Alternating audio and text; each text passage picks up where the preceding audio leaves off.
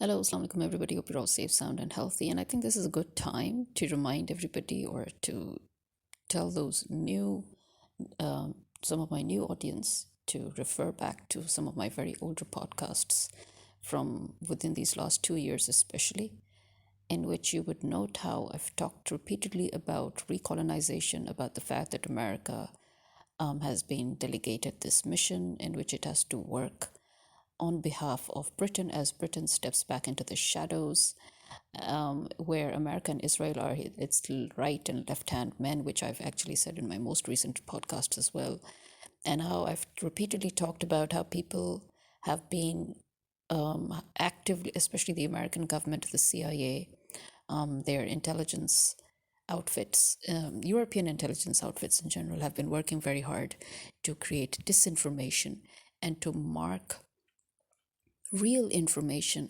false narrative, or disinformation, whereas they themselves have been creating false narratives and disinformation. They have been referring to people who have been predicting this very moment as conspiracy theorists. They have been talking about how, about how those of us who have repeatedly warned others about the one world order and the significance behind it, that we are, again, conspiracy theorists and crackpots and all. I, for one, have never regarded such people as conspiracy theorists. In fact, I have seen the theory behind it. I've understood behind it. I've actually, because of my research for my novels, I've had to look into archives, in which, and also because I have had the fortune to be a writer. And when you're a writer, you instinctively can read through the lines, especially when you're going through history books. You know exactly what the writers are trying to say, and you find it very weird and odd that people do not seem to get what to you is the most obvious meaning and purpose behind every sentence in a history book. For example, it was very clear to me that Qaid-e-Azam was killed. It was very clear to the generations before us that Qaid-e-Azam was killed. So I don't know why people found that. Um, I was surprised, to be honest, that there were people who actually did not know about it, because where my parents' generation was concerned, it was no secret. It was no secret that Qaid-e-Azam was basically killed. It was no secret that Fatma Jinnah was killed. It was no secret for me that Liaquat Ali was killed, and I found that very odd that actually this was something that even my parents' generation were not exactly very sure about. But to me, it was as clear as day. It was as clear as day that Bhutto was killed. Now, in this case, I understand that it was as clear as day for the whole of Pakistan that he was killed. But the fact that they did not realize that he too was basically killed because it was approved and blessed by the CIA, which they're only finding out now, I find that a bit concerning, because again, to me, it was very obvious. I thought it was very obvious to them when they talked about it. I did not know that when they talked about the about using the law to kill Bhutto, they were literally talking about only personal vendetta and all. I thought that it was understood that behind even the personal vendetta was the blessing of the CIA. But well, they've understood that now. After all, why else or how else would Ziaul Haq, you know, go through this whole thing? Right now, I think people have realized it more because right now they're attempting the exact same thing with Imran Khan. So that has opened people's eyes. But I mean, the point is that this is not something that people need to be surprised about, that America is suddenly, invading Venezuela because America invaded Iraq on a very, very similar false narrative. And I guess, again, I would say the difference is that before, the presidents of America have always hidden behind, um, they've hidden behind this false narrative. They've hidden behind a story, like, oh, weapons of mass destruction. Oh, Israel has the right to defend itself. Oh, this happened. Oh, that happened, So they've always, 9/11, the 9/11 charade was one of the biggest charades ever cooked up in the recent history by the American government, so that they could initiate invasions of of other countries, and basically they targeted Muslim countries because Fortunately for God knows who, but unfortunately for everybody else, the resources that they were targeting were in those Muslim countries like Afghanistan, Pakistan, and certain parts of the Gulf and Middle East. But basically, I guess what they really were trying, from what I can see today as things unfold, is what they were really trying was to somehow once again get to Iran, which they failed colossally. Really, really, it was a colossal failure on their part because they ended up being restricted to Afghanistan. One would think that, oh, but that's because Afghanistan was their main target, because they wanted to steal the minerals, the rare earth minerals from Afghanistan, which they have been. They have been fracking Afghanistan so much that Pakistan has been hit with a lot of earthquakes thanks to that, and Afghanistan as well. But I mean, yeah, but I am now beginning to think that actually, even at that time, the only reason why they would delude everybody and force everybody into that 9/11 charade and launch attacks on this region was not, it wasn't really just Afghanistan. No, I think they were hoping that once they get a grip on Afghanistan, through that, they would finally manage to invade Iran. But they couldn't. Yeah, I am now quite sure. I'm very, very sure the more I think about it, that even then their ultimate target was Iran, and they had to go through a roundabout way. So there we have it. That is why they would, first go after Iraq, then they would go after Afghanistan. It's notice how these are all, you know, basically the areas, strategic areas through which they could easily get at Iran if it was only possible. But Iran has been very, very, very vigilant and very careful and very meticulous. And Iran has been a very formidable enemy for a very long time. Now, cut to Venezuela. Yes. Now you see, that's where the connection comes. Now, if you look at Venezuela again, Venezuela, like Iran, has been hit with sanctions for at least 10 years, if not more. That created a lot of problems within Venezuela, yes. They tried to create false narratives of drug trafficking and this and that and blah, blah, blah, which the whole world knew was a lie. Again, the whole world except the brainwashed Kool-Aid drinkers, the Americans. Yeah, I'm sorry, but the American public and the European public are, as I've always said, the most ignorant of all. For all, I mean, they seem to wake up at the 11th hour and then they begin their protests and their marches and this and that. And they still don't realize that despite all their protests and all their marches, they think they have the power because they've been kept under that illusion and delusion that they have the power. And so they've been, but again, I will remind you, as I've reminded in my previous podcasts, what happened to your protests against the war against Vietnam. It still happened. In fact, if anything, America even then violated the sovereignty of Cambodia. And America lied to the world saying that no, it hadn't entered Cambodia, but it did. It did enter Cambodia illegally, showing that America's intentions were not good, you know, that's showing the real intentions of America with regards to Latin America. And that is where, again, we come back to Venezuela. So, Venezuela being an oil giant, the fact that America wanted to exploit the oil reserves. Now, America is already exploiting another oil giant's reserves, and that is the Middle East. Right? You have Saudi, you have Qatar, you have, you have basically half of Middle East already being exploited. But now Venezuela, when it is, despite the sanctions, despite all the attempted coups by America, yes, again, you see, similar to Iran, by all the attempted coups, the attempted militarization and everything, and military coups also, again, basically backed by America, that fell flat. Now, when Venezuela was actually beginning to had decided to have a deal with China, this is where America had lost it. Basically, America lost it, and so America decided to go and kidnap the Venezuelan elected president. Mind you, he was the elected president.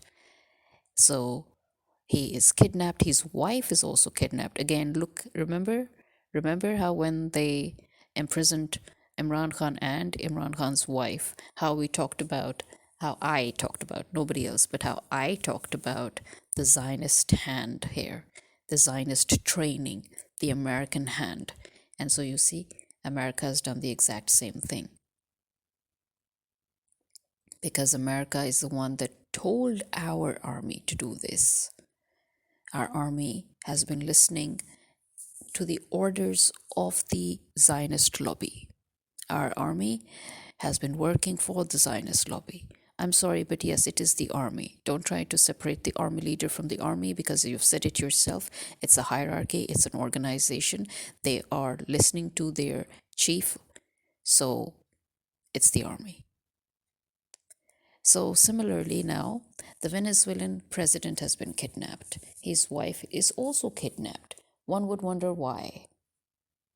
It's pretty obvious, I guess, because if he only gets kidnapped, then his wife would come at the forefront. She would raise a protest.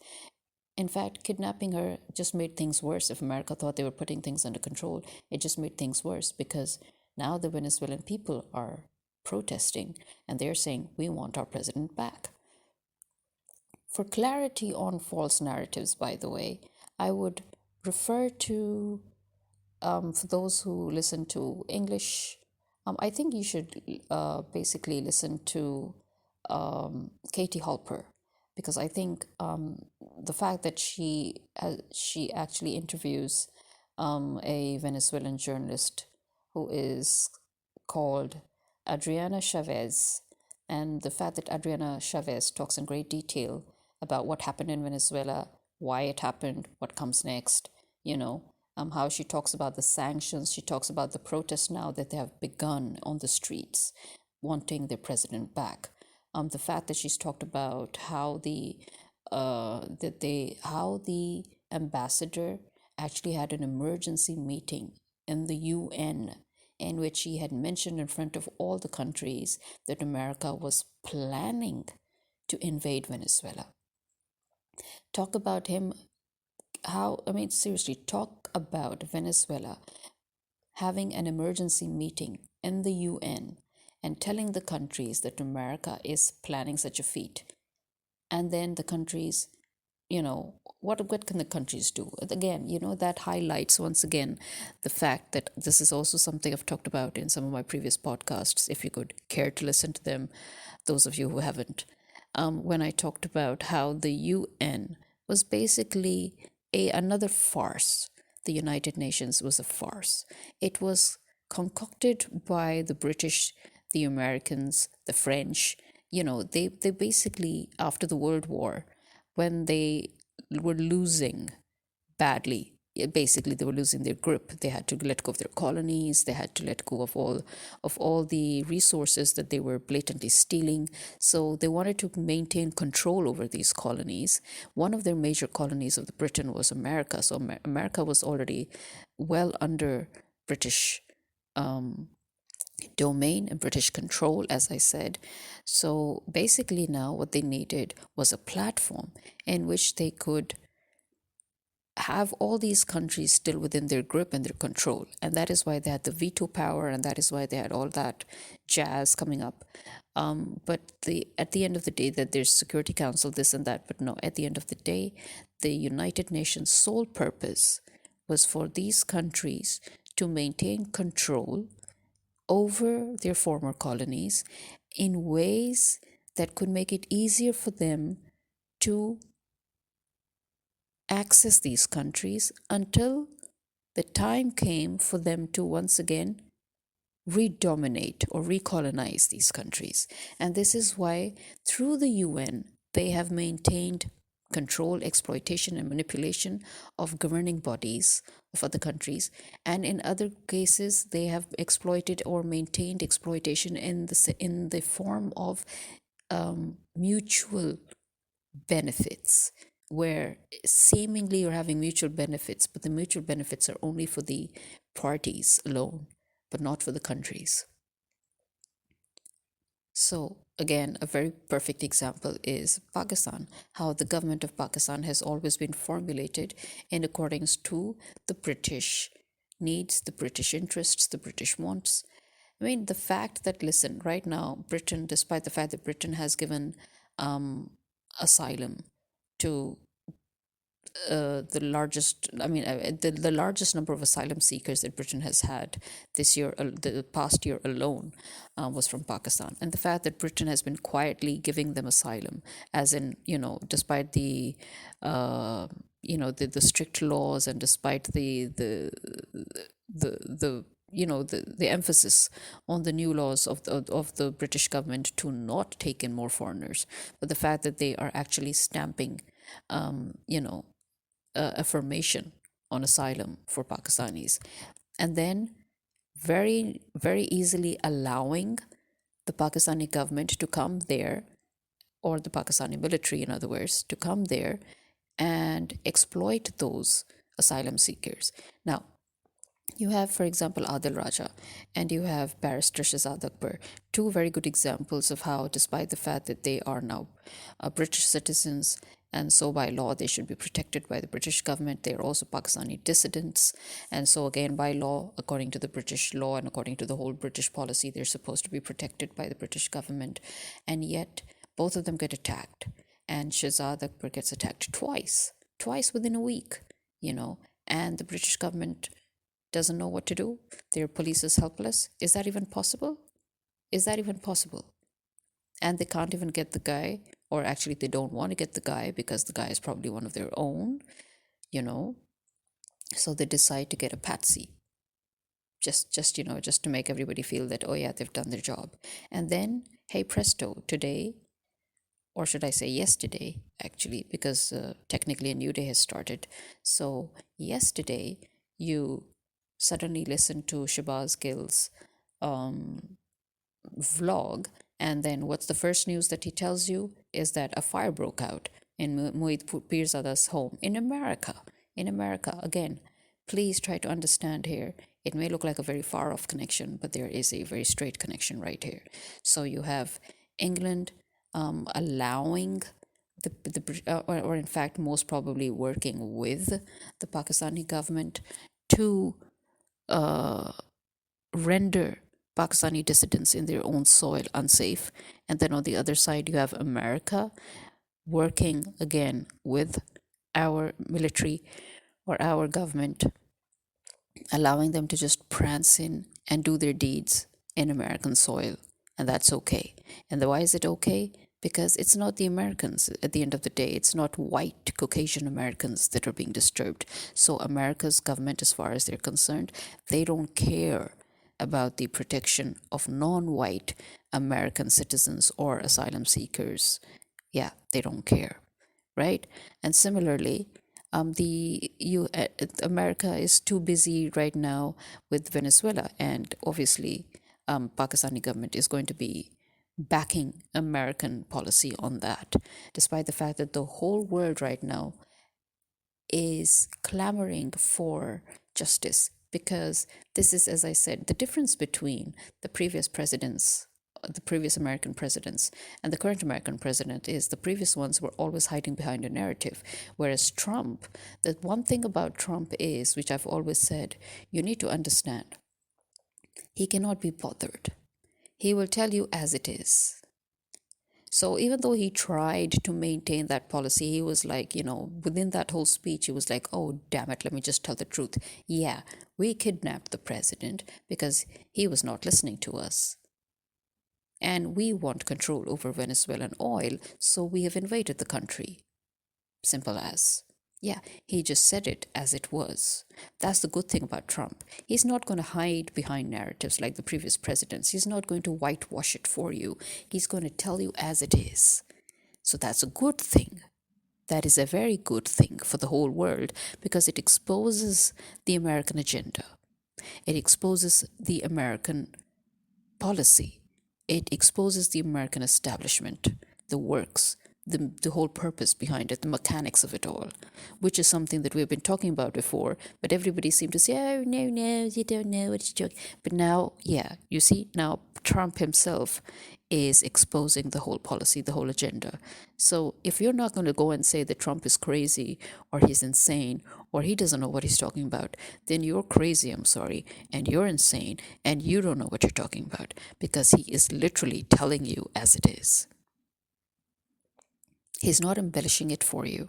Just like how he told you as it was when he tried to tell you that the whole American legal infrastructure was modeled on the Sharia and that you had a problem with the Sharia, so he was going to remove the whole Sharia from the whole constitutional mix, from the legal mix, from the judicial mix, from the social infrastructure and welfare mix. And you guys were so happy about it. So then why did you have a problem when women were losing their abortion rights, or when women were losing their rights in general, and when sexual harassment suddenly was no longer sexual harassment, and when minorities were losing their rights, and when the disabled were losing their rights? Yeah, well, you see, he was removing Islam from your infrastructure. You were very happy about it. I thought you didn't want Islam. So he was removing it for you. So now why are you crying? Why are you crying blood? It is as simple as that. So he is telling you what's what. He's not mad. He is literally telling you what your whole American Constitution, what your whole American mechanics, what your whole American establishment is about. Because this is a century-old agenda. This is something that your own writers have tried to tell you through their time travel and their science fiction and historical period dramas, which you were thinking that they were just talking about conspiracy theories. But no, in the name of conspiracy theories, your writers were trying to give you a wake-up call, trying to tell you that there is a secret agenda that the American establishment has been following. And I am telling you that that agenda is real. That agenda was definitely under the British. It was under the British rule, you can say, and it still is under the British hands. The British are still the owners of the American government, in other words. And through the American government, the British are controlling their former colonies. The reserves that are needed, the rare earth metals that are needed or minerals that are needed, the stones, the gold, the resources. And they are using governments within those countries, and they're using the American establishment to control those governments. And if that is so difficult for you people to understand, I don't know in what more easier language I can put it. Except that right now, as history is unfolding in front of you, do not try to rewrite history.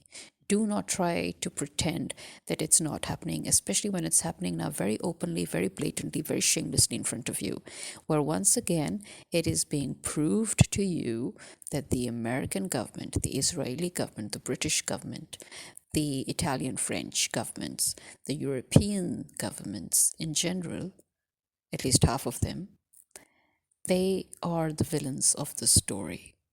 They were the villains behind World War One. They were the villains behind World War Two. They are the villains right now behind World War Three. So those narratives that they keep on making, that these things happened to the Jews, and then this happened, and then these things happened to the Bosnians, and then this happened, and then this thing happened, and so we had to bomb Hiroshima and this and that. No.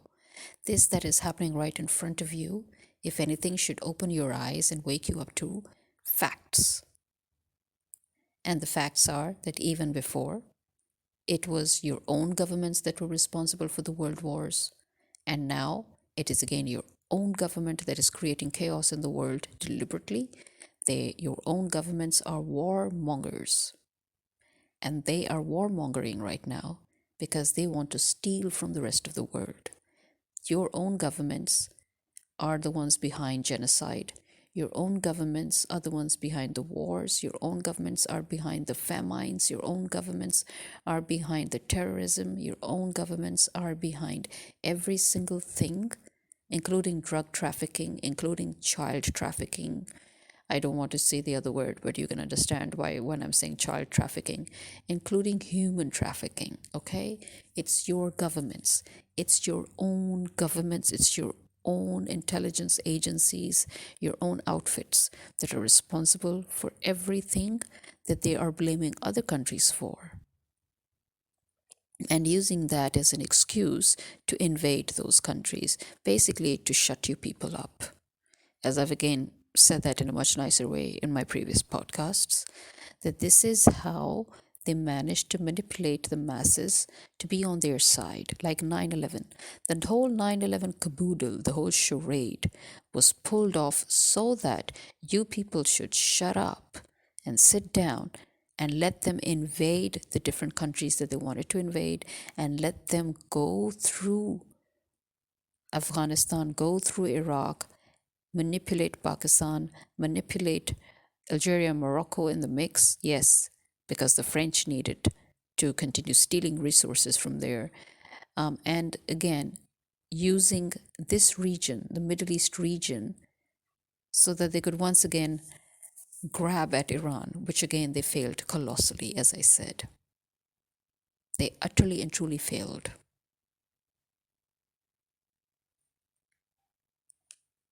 And here we are again. Your governments, your countries are the villains of the story, period. Remember that. And in the future, do not try to rewrite history.